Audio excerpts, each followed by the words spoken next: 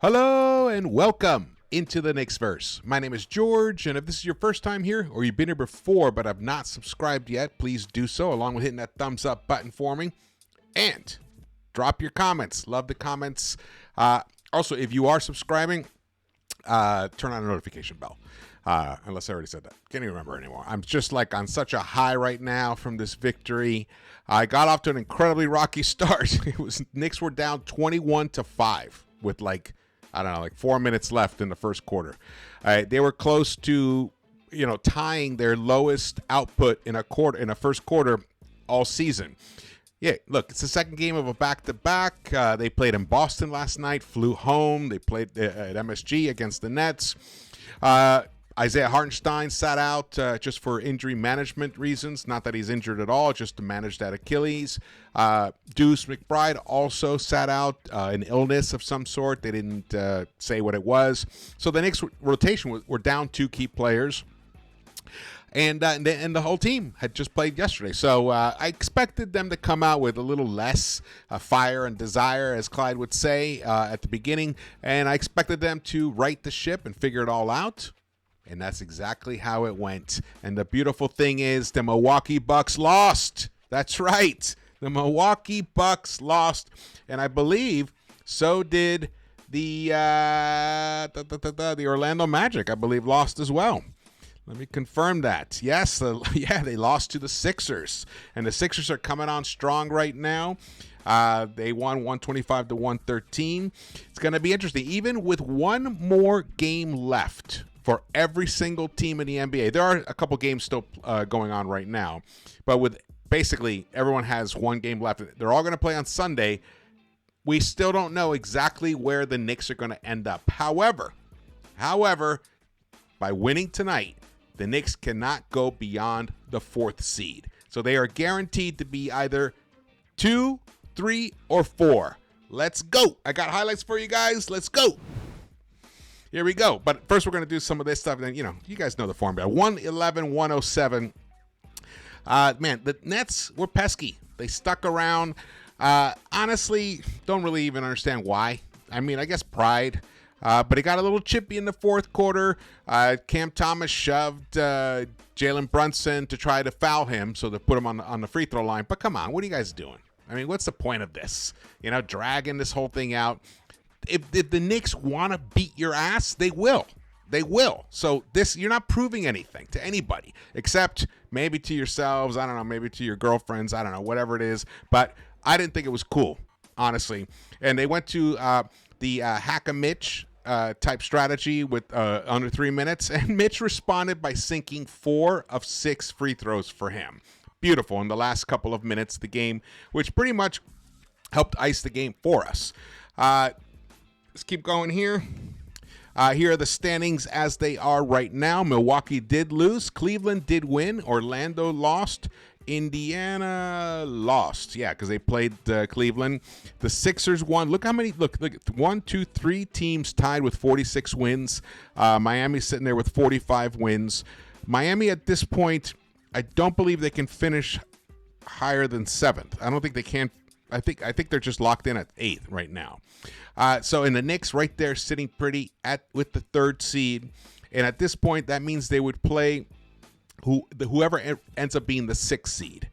Right now, it's the Indiana Pacers, but a lot can happen on Sunday. The beautiful thing is the Knicks, if they beat the Chicago Bulls, who they will play for the 3rd time in like 10 days, if they can beat them at home, they will get a 50-win season. Let's go! Let's go! Let's go! Let's go! Woohoo! 50 wins! All right, we're not there yet. But just a little pre-celebration, celebration there. Here we go. Tim Bontemps tweeted this out to help confuse us further. With Cavs winning tonight, 76ers will finish 6th with a win and an Orlando loss or an Indiana win. 76ers will finish 7th with a win and an Orlando win and an Indiana win, as Magic win division and Pacers win tiebreak with Philly. So, at this point, if Indiana and Orlando win, that means the Knicks will play the Pacers in the first round. Unless, and let's go to Ian now to explain it for us here. Knicks win tonight, which they did, and can finish second in East if they beat Chicago on Sunday and Milwaukee loses final 2 games, which they did lose tonight. So they only have to lose the final games. He wrote this right before the final score of Milwaukee. So the Knicks can finish second if we beat Chicago and Milwaukee loses to Orlando on Sunday. Philly will finish 6th with a win versus Brooklyn on Sunday, which I hope the Nets bring the same, fire that they brought tonight. I hope they bring it against the Phillies. If Philadelphia will finish 6th with a win versus Brooklyn on Sunday and an Orlando win versus Milwaukee. So that means that if the Knicks win their game, they finish second, that they will play the 7th seed, not the 6th seed. If Milwaukee beats Orlando Sunday, Knicks can finish no higher than 3rd. New York Knicks can currently finish anywhere from 2nd to 4th. Are you confused enough? I am. But at the end of the day, here's what happens. We win Sunday, Knicks finish at least 3rd or 2nd. That's it. And they will face either, if they finish 2nd, they will face the winner of the 7-8 matchup from the play-in. They'll play the 7th seed, the winner of that. And if the Knicks finish 3rd, they will most likely play the Indiana Pacers or the Sixers. Wow, that is confusing. All right, shout out to Dante DiVincenzo. He has 276 threes this season, which tied with 2015-16 Clay for 16th all-time. Shout out to him. He still has another game to pad to that. Maybe he can hit 4 threes on Sunday, finish with 280. I didn't get to shout out his when he actually broke the record, the Fournier record, because I think that was that weird loss that we had against Miami or something. So, but he definitely deserves all the accolades. We are nowhere near where we are right now without his performance. I mean, he deserves looks for Most Improved Player of the Year, no doubt. The man, since he became a starter on this team, has blossomed into the best high-volume three-point shooter in the NBA. Right there, tied with C.J. McCollum right now. But right now, I would take Dante over C.J. at this point. Ian, also another tweet here. Oh, this was interesting when I talked about the little scuffle. Here, Ian tweeted about it. OG chants from the MSG crowd as OG Anunoby got in the middle of a scrum of Knicks Nets arguing over after Cam Thomas pushed Jalen Brunson. OG had to be separated by an official from Thomas and Trendon Watford. That's right. OG became Anthony Mason tonight. He became Charles Oakley for us tonight. We need it. He looks mild-mannered, but the man is tough as nails, and he proved it tonight. He's not willing to let any of his teammates get pushed around and manhandled. Loved what he did, stood up for him. This is a great moment.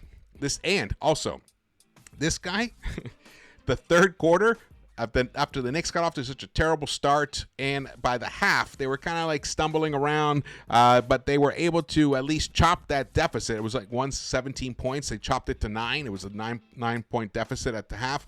In that third quarter, OG Anunoby came out in 9 minutes and 47 seconds, hit 6 of 7, hit all 3 of his 3-point shots, delivered 15 points, and picked up a steal. Beautiful. And some dunks, some breakaways. Deflections don't get counted in these stats. They should, but the man was outstanding tonight in that third quarter. He turned the tide. The Knicks won that third quarter by 17. They held the Nets to 13. It was 30 to 13 at that point. And here we go. So they showed this during the MSG broadcast. If you didn't see it, I wanted to screen grab it, show you guys. This is the season of Jalen Brunson's season NBA ranks. 40-point games. He's had 10 this season. That's second most in the NBA. 30-point games, he's had 34 of those. That's fourth most in the NBA. Total points, 2,142. That is fourth most in the entire NBA. fourth most points per game, 28.6 points per game. Again, fourth most in the entire NBA. But when you look further and deeper into the stats, and you look at what the Knicks have done since, where did this go? Did I lose it? I hope I didn't lose it. I had it ready for us. No, I still got it. Hold on. Okay, here we go. Oh, here we go. Sorry about that. Here we go. Since March 13th, the leading scorer in the NBA is Jalen Brunson. That's 15 games. For the last 15 games, Jalen Brunson is averaging 34.1 points per game. That is this number 2 is Luka Doncic. He's averaging 49.3% from the field. He's averaging 41.2% from the three-point line in the last 15 games. That is legendary numbers. The man is putting up one of the greatest seasons in Knicks history. And he's doing it as a 6'1" guard, maybe. We think he's 6'1". Unbelievable. Fantastic. We are so lucky to have him. And every time he steps to the free throw line, he deserves those MVP chants more than anybody. Well, Jokic also. All right. Shout out to Mitch, who I told you he was clutch in that fourth quarter. Tom Thibodeau, this is Fred Katz tweeted this out. Tom Thibodeau on Mitch Robinson, who played the whole fourth quarter tonight. Quote, Mitch makes plays no one else can. I mentioned this earlier, I think in the last recap or definitely in the pregame show I did with Noah Cahill, the Knicks realist, which was a great one. You guys should check it out because we talked about the playoffs. We talked about potential opponents and just the whole Knicks season in general. A smart guy, really knows the game. Mitch, I had a feeling it just was going to take him some time to get back into conditioning. And now he's still showing the rust. He still doesn't have too much hops, but he battled tonight and he came through with a nice, 5 of 6 overall. He finished with, I believe, 15 points for Mr. Mitchell Robinson. Yeah, 5 of 6, 5 of 8 from the free throw line, 8 rebounds, 2 blocks, 15 points for Mitch Robinson. Woo! Beautiful, beautiful. All right, here are the stats. Let's get to the highlights. Can you tell I'm happy? Can you tell I'm happy? Look at this score, 7-0. And then this happened. It's like, what the hell is going on? Now we're down 11-0. Brunson could not score. I don't think Brunson scored until with 4 minutes left in the second quarter. And when he's not scoring, the Knicks ain't scoring. I'll tell you that much. Once in a while, they can overcome it. But usually, if they're off to that shaky a start, this is going to be a lost game. They did even mention it during the broadcast. It reminded me of when the Knicks got off to a very slow start against the Golden State Warriors, and they were never able to recover. Well, the Nets are not the Warriors, thankfully, for this moment. And Cam Thomas just was going crazy. He connected on 11 points in that first quarter. He was the high scorer for the Nets, who put up 30 points on the Knicks. The Knicks could only muster up 14 points in that first quarter, so we were already down 16. No points for Brunson. He was 0 for 4 in that first quarter. Dante, gave us a couple of buckets right away, but it was really just a major struggle. And we were out-rebounded by 6 in that first quarter, 13-6. Again, the Knicks were out-rebounded for the game, once again. 45 rebounds for the Nets to 31 for the Knicks. I'm not sure if I should be concerned or not, but, Isaiah Hartenstein didn't play. He's a big rebounder for us, but I'm becoming a little concerned because we were also out-rebounded by the Celtics and I believe by the Bulls recently. So I think the Knicks have been getting out-rebounded as of late. So that's definitely not, that's very atypical for a Tom Thibodeau team, especially this particular team. There was an Alec Burks sighting, and once again, he proved that he probably does not deserve any playoff minutes unless, there's foul trouble or something unique happens. He is just not there for it. I don't know what's happened with him, but I hope he can figure it out for himself for next season. I think that was the first bucket that Brunson hit right there.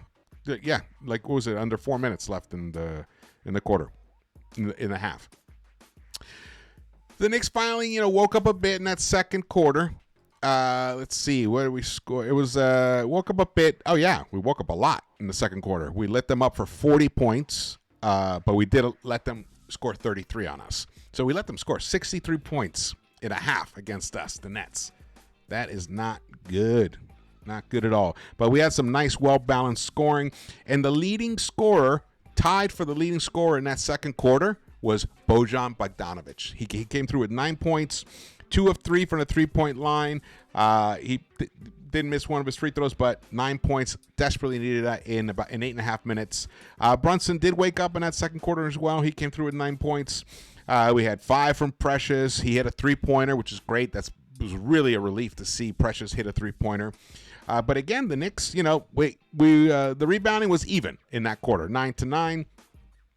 We did get 8 assists there, get the 3 steals, created some turnovers, which was nice to get some easier buckets out on the break. Look at that. Look at OG just dunking. Oh, this is the third quarter. This is OG's quarter right here. He just owned it, and Brunson came out and started scoring as well, but OG was the man. Brunson came through with 11 points himself. He shot 4 of 8, 2 of 4 from the three-point line, but OG didn't miss one three-pointer that he took, and he took 3 of them. He only missed 1 shot of 7 shots he took and came through with 15 points, and we desperately needed it because once again, Dante, the ball wasn't finding him. He was only 1 of 3 from the three overall in that quarter, 0 for 2 from the three-point line, and Josh Hart also he contributed 1 bucket, so no one else was scoring in that quarter. But the Knicks, that's where we took the game away. Nice right there. That was a big three-pointer from the right corner there. And here we go. Another one right there. Beautiful. Jericho Sims started in place of Isaiah Hartenstein today. Jericho definitely has to work on his decision-making in terms of when to drop and when not, and who actually he's up against. Because several times he fell into drop coverage, and it was a total mistake. And Thibs even called a timeout, and he had to talk with him. He was pointing at the floor, and I think he said, well, what were you doing? So it's going to, he's a young guy. It's going to take him some time, but if he definitely wants to permanently crack a rotation in the NBA, he's going to have to deliver on the defensive end. And by that, you have to play smart. You have to play with hustle. Nice little reverse there. So now the Knicks are in the fourth quarter here. And I had the feeling, oh, you know what? We're going to take this quarter over and just coast to victory. Did not happen that way at all. We were actually beaten in that fourth quarter, 31-27. Here comes Alec Burks there. Oh, Mitch with his own follow-through. Nice. That was part of Mitch. Mitch played the entire fourth quarter. So did Dante, and so did Josh Hart. And it was nice, 4 points for Josh Hart, 4 points for Dante. Though we need more buckets from him, especially. He's got to understand that his role on this team is to give us points. He's got to remember that. Brunson had a nice fourth quarter himself to follow up his nice third quarter. So he came through with 10 points. Big shots at the free throw line when the Nets were sending us to the line to try to get back in this game. He was 4 of 4 from the free throw line. Dante was 2 of 2. Mitch was 5 of 8 overall, but in the final couple of minutes in clutch time, he was 4 of 6 from the free throw line. The Knicks finished 11 of 14 in that quarter from the free throw line. Not that great. Again, out-rebounded 11-9 in the fourth quarter, and we missed all 3 of the three-point attempts we made, but the Knicks made up for it at the free throw line, getting there 14 times, connecting on 11. Cam Thomas went crazy in that fourth quarter. He played all 12 minutes, 6 of 9 for him, 19 points for Cam Thomas. And that was it. That's the end right there. When he finally took the lead. I don't think they're going to show you the play when Brunson got pushed. No, they're not showing that play. Or maybe it's here. Definitely got a little chippy. It was the inbound pass here. Oh, right here. Right there. He got shoved. I mean, it was I thought it was an unnecessary play. The refs reviewed it, and they said, no, it's not a big deal. But OG came in there and gave them a piece of his mind. Told him that was totally uncool. Totally uncool. All right, let's get out of this. The New York Knicks are going to the playoffs. The New York Knicks are currently the 3rd seed. The New York Knicks cannot go lower than the 4th seed. But the 2nd seed is within their grasp. Wow, how exciting is this? It's going to be a great, great Sunday. Hopefully I'll be able to do a live pregame show on Sunday, so you can stay tuned for that. There we go. The plus minus, interesting. A plus 13 for Sims, plus 4 for Anunoby, plus 7 for Brunson, plus 5 for Dante, and a plus 1 for Josh Hart. Look at this. Mitch finished with a minus 9. Interesting. The Brooklyn Nets, Cam Thomas went crazy, 41 points on just 26 shots. The man is a lethal scorer. I remember when he was coming out of college, I tweeted out I wouldn't mind if the Knicks picked him up with a late round pick, but the Nets were the lucky ones to get him. The guy can score. He was showing an ability to do some playmaking, some decent passing. So he's going to be an interesting player as time goes on. The next Watford, 17 points for him.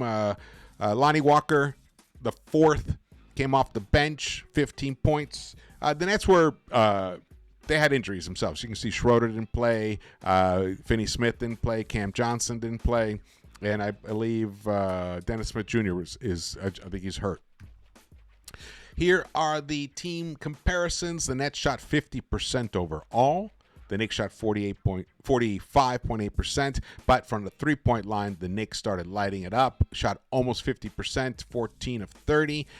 Free throw line, again, went there 25 times, connected on 21, 84% for them. Excellent. Want to keep that going when you go into the playoffs. But the rebounding, concern right there. Knicks were out-rebounded by offensive rebounds by 8. Wow. They were out-rebounded by 14 overall. A lot of that was in the first half, though, as I pointed out when I was going through the quarter-by-quarter stats. Assists, even though the ball did move around and stuff, the Knicks were missing so many shots in the very beginning that there were no assists to be made. They ended up with 21. Nets had 22, but the Knicks picked up 10 steals in this game to only 3 for the Nets. The total turnovers, Knicks were very stingy with the ball. They protected it beautifully, only gave up 5 turnovers compared to Brooklyn's 14. Fast breaks, Knicks got out there. We were a plus 9 right there, 17-6. We did lose the points in the paint battle, 52-40. So a minus 12 there. And the largest lead we had was 7. Actually, I read that reverse. No, I read that correctly. The largest lead they had was 17 points. Our largest lead was 11 at one point. So the New York Knicks, right there, 3rd seed. They have a .605 winning percentage. They win that 50th game. This will be wonderful. I have a feeling that, Milwaukee's playing without Giannis. They iced him for the rest of the last 3 games of the season after he played us. And they lost tonight. I could see Orlando winning that game. The Knicks beating Chicago, finishing 2nd. And let's see. Let's look at the Sunday games here. Let's see. Pacers play the Hawks. The Hawks aren't playing for anything in specific, so I can see the Pacers finishing with 47 wins. Cavs are playing the Hornets, which they're terrible. They're playing them at home. Both Pacers and Cavs are playing at home. So I predict Cavs will finish with 49 wins, Pacers with 47 wins. The Bucks play the Magic for the final game of the season. They play the Magic in Orlando. That feels like a win for the Magic. So the Magic are going to finish with 47 wins, tying the Pacers. And the Bucks are going to finish with 49 wins. So it's going to be 49, 49, 47, 47, and the Knicks with 50. Beautiful. Beautiful. So then it comes down to the Sixers. Where are the Sixers here? The Sixers play the Nets. So I can see the Sixers finishing with 47 wins as well. It's going to be a log jam, but the beautiful thing is the Knicks have taken care of their own business by winning the games they had to win. Winning last night against Boston was the key to the Knicks being able to have an opportunity to get that second seed. And I kind of want it now, even more so, just out of pride, out of making a statement, basically justifying all the belief that we have had in this team as a franchise, as a fan base, that this team was worthy of our love. 50 wins. And I love the way that they're playing and the way that they're doing it. This is a great, great season right now. I cannot wait for the postseason. I'm so hyped for it. That week in between the Knicks are going to have is going to be very much needed. There's some players that are banged up and some players that need some further conditioning, meaning Mitch. This is going to be a great, great time. All right. Thank you so much for watching this. Again, my name is George. Follow me on Twitter, Instagram, this channel. If you haven't subscribed yet, please subscribe. Turn on the notification bell so you're alerted when I drop videos or go live. Look for the pregame show on Sunday. Also, hit the thumbs up button for me and share this video. If you have friends that are Knicks fans that aren't aware of Into the Knicks-Verse, please share it with them. And or just share it anywhere. And drop your comments. Definitely want to hear your thoughts and feelings about anything Knicks. All right. Thank you so much for watching this, and I will see you on Sunday for the final game of this season. Can't believe we made it all the way to 82. This was a very exhausting season, gotta tell you. It's been a wonderful season, but it's been exhausting, with the injuries and the conflicts and the trades. It's wonderful how it's finally all working out. And shout out to Leon. Shout out to Tom Thibodeau. Great coaching job he's made this season. Fantastic. Probably, I think, the best coaching job he has made ever in his career. I will see you around the Knicks-Verse.